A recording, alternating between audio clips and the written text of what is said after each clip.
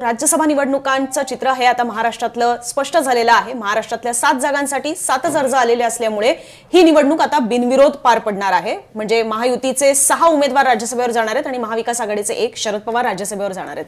पण महाराष्ट्रासोबतच भारतातल्या आपल्या इतरही काही राज्यांमध्ये ही निवडणूक पार पडत होती आणि त्याच्यामध्ये जसं महाराष्ट्रातनं शरद पवार यांचं नाव एक मोठं समोर आलेलं आहे आणि त्याच्यामुळे महाराष्ट्राच्या निवडणुकीची सुद्धा राष्ट्रीय पातळीवर चर्चा होते। पण त्याहूनही सगळ्यात जास्त चर्चा होते ती म्हणजे बिहारमध्ये पार पडलेल्या राज्यसभा निवडणुकांची, कारण की तिकडे तर मुख्यमंत्रीच बदलले जाणार आहेत। कारण की बिहारचे मुख्यमंत्री असलेले नितीश कुमार यांनी सुद्धा राज्यसभा निवडणुकांमध्ये आपला अर्ज दाखल केलेला असल्यामुळे बिहारमध्ये आता सत्तापालट होत आहे आणि पहिल्यांदाच तिथे आता भाजपचा मुख्यमंत्री सुद्धा येत्या काही काळामध्ये विराजमान होईल आणि म्हणून खरं तर बिहारच्या राज्यसभा निवडणुकांची मोठ्या प्रमाणात चर्चा सुरू झालेली आहे।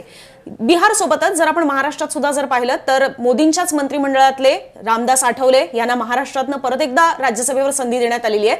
पण या वेळेला मात्र वेगळ्या पद्धतीने त्याच्याकडे पाहिलं जातं। याचं कारण असं आहे की 2020 ला सुद्धा ज्यावेळेला रामदास आठवले यांना राज्यसभेवर पाठवण्यात आलेलं होतं त्यावेळेला त्या यादीमध्ये सहयोगी पक्षामध्ये रामदास आठवले यांचं नाव होतं, म्हणजेच भाजपच्याच कोट्यातनं पण आपल्या मित्र पक्षांना सोडण्यात आलेली जागा असं त्यातनं दिसून येत होतं। यावेळेला मात्र जी यादी जाहीर झालेली आहे भाजपची त्याच्यामध्ये भाजपच्याच यादीमध्ये पहिलंच नाव हे रामदास आठवले यांचं देण्यात आलेलं आहे आणि म्हणून सुद्धा याबद्दल एक विचारलं जात होतं की जे रामदास आठवले खरं तर आहेत रिपाई आठवले गट या पक्षाचे, त्यांचं नाव भाजपच्या पक्षाच्या यादीमध्ये थेट कसं काय दिलं जात आहे, सहयोगी पक्ष याच्यामध्ये नेता डायरेक्ट भाजपच्या यादीमध्ये ते देण्यात आलेलं आहे।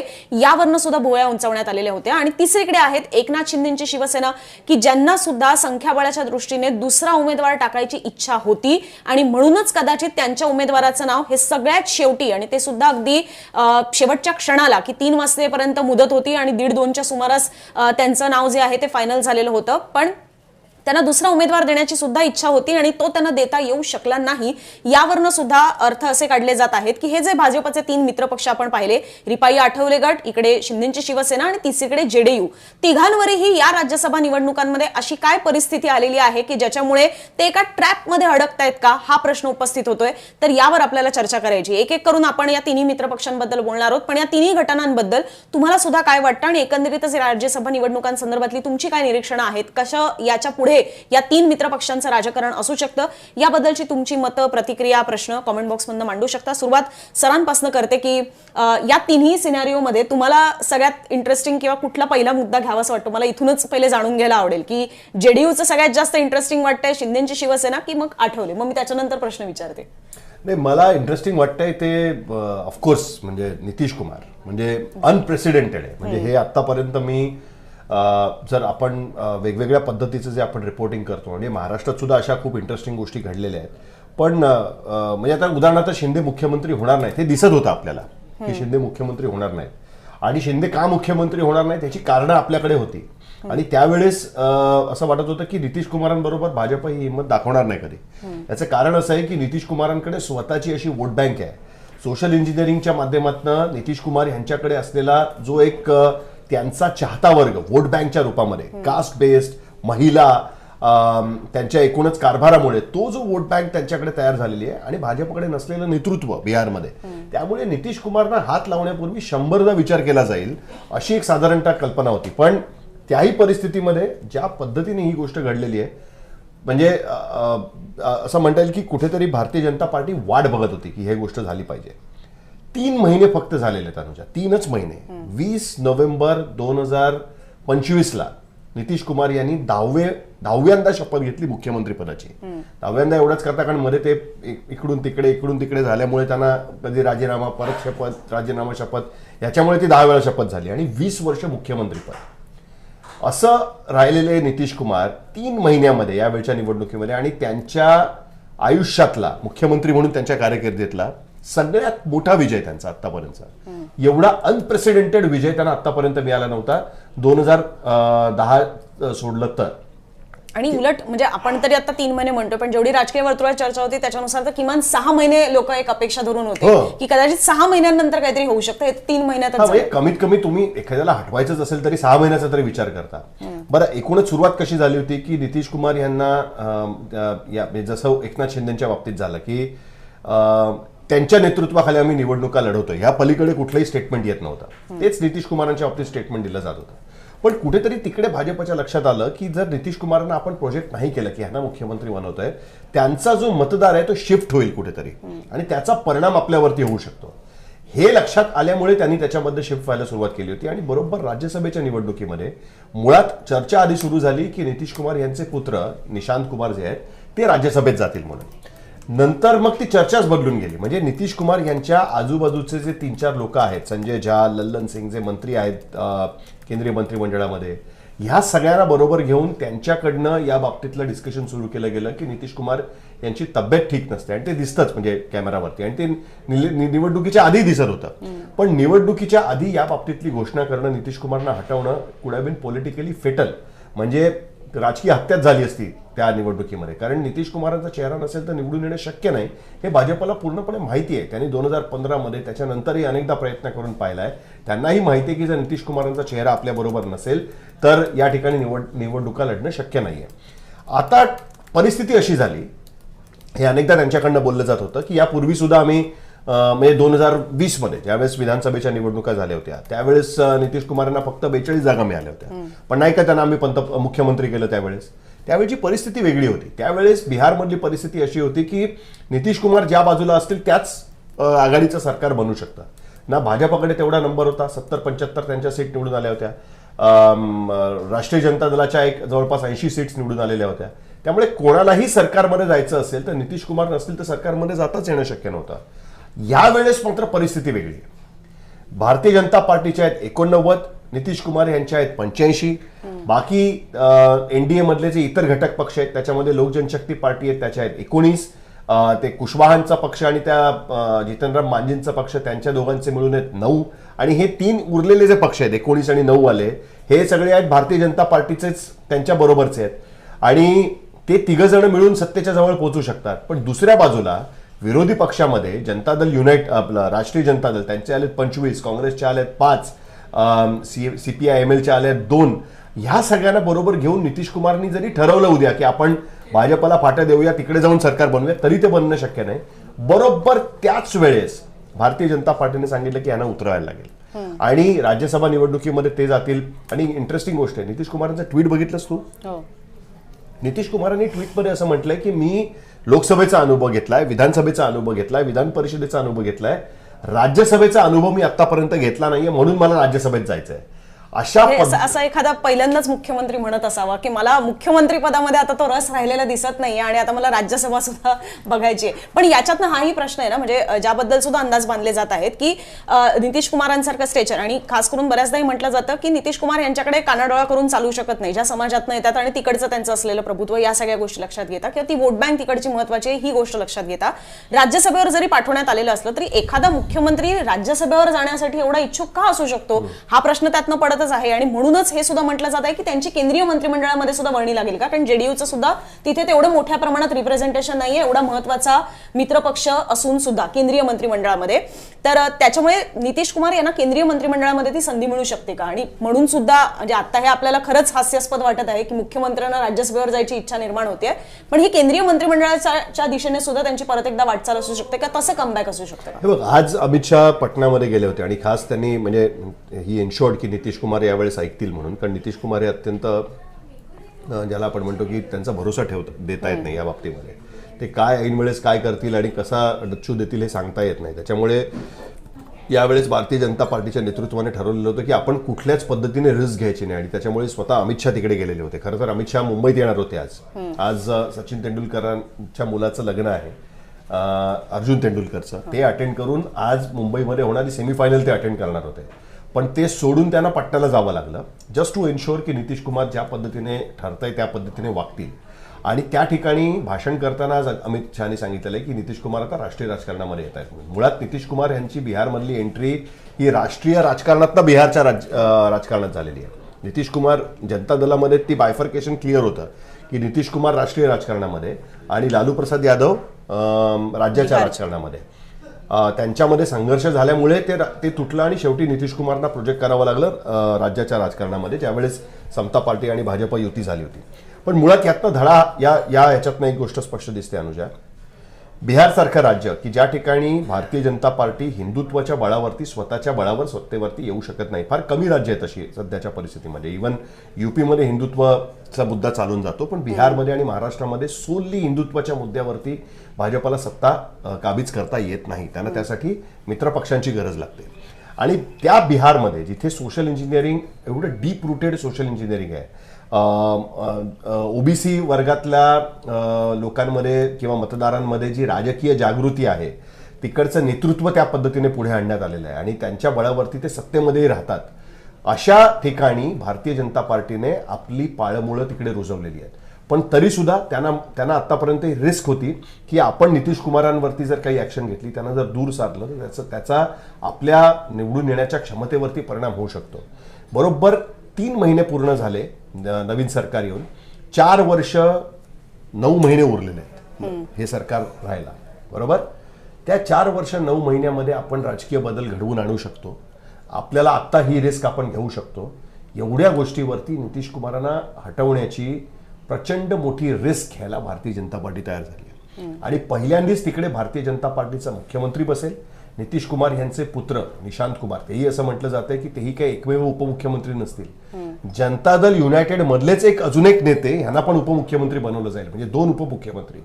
त्यांच्याकडे निर्विवाद कुठल्याही पद्धतीचं उपमुख्यमंत्रीपद दिलं जाणार नाही, ही गोष्ट सुद्धा आपल्याला त्याच्यामध्ये दिसते. सो हळूहळू त्या पक्षाची पूर्ण सूत्र ही भारतीय जनता पार्टीकडे येतील. ज्या पद्धतीने यावेळच्या निवडणुकीमध्ये मी बघितलं होतं बिहारमध्ये की जनता दल युनायटेडची कॅम्पेन सुद्धा पूर्णपणे भाजपचे नेते आणि आपले विनोद तावडे जे आज राज्यसभेत चालले ते होते तिकडे, आणि ते कशा पद्धतीने ते हँडल करत होते हे सुद्धा आपण त्यावेळेस बघितलेलं होतं. सो हा एक मेजर इम्पॅक्ट आपण या राजकारणामध्ये बघतोय. काहींना असं वाटतं की याच सगळ्या गोष्टीनंतर एकनाथ शिंदे किंवा सुनेत्रा पवार यांच्यासोबत सुद्धा होतील. मला असं वाटतं आपण एकनाथ शिंदेचा आता विषय घेऊया. नितीश कुमार म्हणजे या सगळ्या घडामोडींबद्दल खरं तर बोलायला खूप आहे आणि ऑलरेडी त्याबद्दलची काल एक वेगळी चर्चा आपण केलेली आहेच, त्यामुळे त्यावर आता आणखीन पुढे न जाता, कारण नितीश कुमार हे फक्त त्या सोशल मीडियाच्या एका पोस्टच्या पलीकडे फारसे कुठे बोलतही नाहीयेत. त्यांनी कुठल्याही पद्धतीची म्हणजे माईकवर रिॲक्शन दिलेली नाहीये. इनफॅक्ट आपले तिथले जे सगळे जे बिहारमधला जो आपला ब्युरो आहे किंवा आज तकचे रिपोर्टर्स आहेत त्यांच्याकडनं सुद्धा कळतं की आत्ताच बजेटचं म्हणजे त्यांचंही अर्थसंकल्पीय अधिवेशन झालं, त्याच्यातही ते फारसे कोणाशी बोललेले नाहीये. त्यामुळे त्यांचं कुठलंच वर्जन समोर आलेलं नाहीये. पण बघूया किमान राज्यसभेमध्ये गेल्यानंतर तरी याबद्दल ते बोलतात का आणि त्यांचा मंत्रिमंडळामध्ये समावेश होतो का हेही बघावं लागणार आहे. अर्थात मंत्रिमंडळाचा विस्तार झाला तर त्याच्यामध्ये आता जे राष्ट्रवादी काँग्रेसच्या विलिनीकरणाच्या चर्चा का थांबल्यात याचंही कदाचित त्यातनं उत्तर मिळू शकतं. जर राष्ट्रवादी काँग्रेसमधल्या सुद्धा कोणाच्या एका नेत्याची केंद्रीय मंत्रिमंडळात वर्णी लागली तर, जी खरं तर 2024लाच लागणं अपेक्षित होतं, मिळणार पण होतं, पण राज्यमंत्रीपद मिळतंय म्हणून त्याच्यात तो नकार आला आणि तटकरे की पटेल नेमकं कोणाला त्याच्यामध्ये ऍडजस्ट करता येईल यावरनं सुद्धा ते मिळालेलं नव्हतं. आता परत एकदा जर संधी मिळाली तर ते सुद्धा कुठला चेहरा तिकडे केंद्रीय मंत्रिमंडळात जाऊ शकतो हेही पाहणं फार महत्त्वाचं असेल. आणि मुळात त्याच्यामुळेच मग विलिनीकरण हे थांबलं का हाही त्यातला एक मुद्दा झाला. पण एकनाथ शिंदेंवर यायचं झालं तर की एकनाथ शिंदे म्हणजे हे ट्रॅपमध्ये अडकतात हे आपण कुठल्या कॉन्टेक्स्टने म्हणतो हेही समजून सांगणं गरजेचं आहे. कारण शिंदेच्या बाबतीत खरं तर त्यांचं संख्याबळ जर पाहिलं तर 57 आमदार आहेत, 37चा कोटा, त्यामुळे त्यांच्याकडे 20 एक्स्ट्राची मतं होती. अशा परिस्थितीमध्ये भाजपकडे सुद्धा एक्स्ट्रा काही मतं राहतात. दादा म्हणजे आता सुनेत्रा पवारांची जी राष्ट्रवादी काँग्रेस आहे त्यांच्याकडे 3 मतं एक्स्ट्रा होती. थोड्या फार प्रमाणात ऍडजस्टमेंट करून किंवा महाविकास आघाडीचे आमदार फोडणं हे काही कठीण राहिलेलं नाहीये. हे एकनाथ शिंदेंनीच 2022ला दाखवून दिलेलं असल्यामुळे तेही करून कदाचित त्यांना आणखीन एक उमेदवार उतरवता येऊ शकला असता. आणि त्यांचे अनेक इच्छुक सुद्धा होते, म्हणजे दिसणारे इच्छुक वेगळे आणि ऍक्च्युअली पक्षाच्या बैठकीत दिसून येणारे आणखीन काही इच्छुक असतील. असं असताना सुद्धा एकनाथ शिंदेना दुसरा उमेदवार का उतरवता येऊ शकला नाही संख्याबळ हातात असून सुद्धा? नाही, यावेळेस कसं आहे की भारतीय जनता पार्टीकडनं ही गोष्ट स्पष्ट होती आणि ती मला असं वाटतं की फडणवीसांच्या बोलण्यातनं आपल्याला अनेकदा दिसत होती की त्यांनी आधीच क्लिअर केलं होतं की काही गोष्टी त्यांनी क्लिअर केल्या होत्या आणि काही गोष्टी आपण अंदाज म्हणजे आपण त्याच्यातनं अर्थ काढू शकतो. गोष्ट क्लिअर अशी केलेली होती की त्यांच्या मनात नाहीये की 7वा उमेदवार टाकायचा. ते 6च उमेदवारांच्या बद्दल बोलत होते शेवटपर्यंत. आणि ज्या क्षणी पवारांचं नाव क्लिअर झालं त्याच्यानंतर त्यांनी आपल्या उमेदवारांची घोषणा केली. याचा अर्थ असा की जर पवारांचं नाव नसतं तर कदाचित त्यांनी उमेदवार टाकायला परवानगी दिली असती. सो बेसिकली या बाबतीतली जी डिसिजन मेकिंग आहे ना ती आता सहयोगी पक्षांकडे नाही आहे की आम्ही स्ट्रॅटेजी काय करायची त्या बाबतीमध्ये. एकत्रितपणे भारतीय जनता पार्टीशी चर्चा केल्याशिवाय किंवा त्यांनी ठरवल्याशिवाय त्यांना स्ट्रॅटेजी करता येणार नाही. आणि मुळात राहिला मुद्दा की इशारा काय, तर आज जिथे नितीश कुमार आहेत तिथे 1 वर्षापूर्वी बरोबर नोव्हेंबर महिन्यामध्ये 24च्या नोव्हेंबर महिन्यामध्ये एकनाथ शिंदे होते त्याच ठिकाणी. त्यांनाही असं वाटत होतं की आपल्याला मुख्यमंत्री बनवलं जाईल, अर्थात त्यांची परिस्थिती वेगळी होती. त्यामुळे शिंदे ऑलरेडी त्याच्यातनं गेलेले आहेत आणि त्यांना ही गोष्ट ऑलरेडी माहिती आहे त्याच्यामध्ये.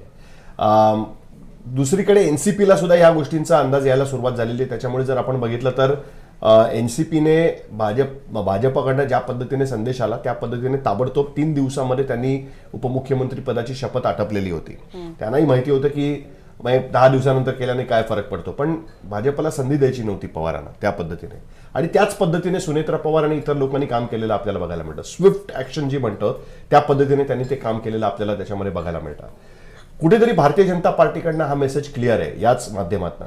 राज्यसभेच्या बाबतीतले डिसिजन मेकिंग हे आमच्याकडे असणार. दुसरं, संख्याबळाच्या जर आमच्या बाजूने असेल तर आमचं एक्सपान्शन कुठेही थांबणार नाही.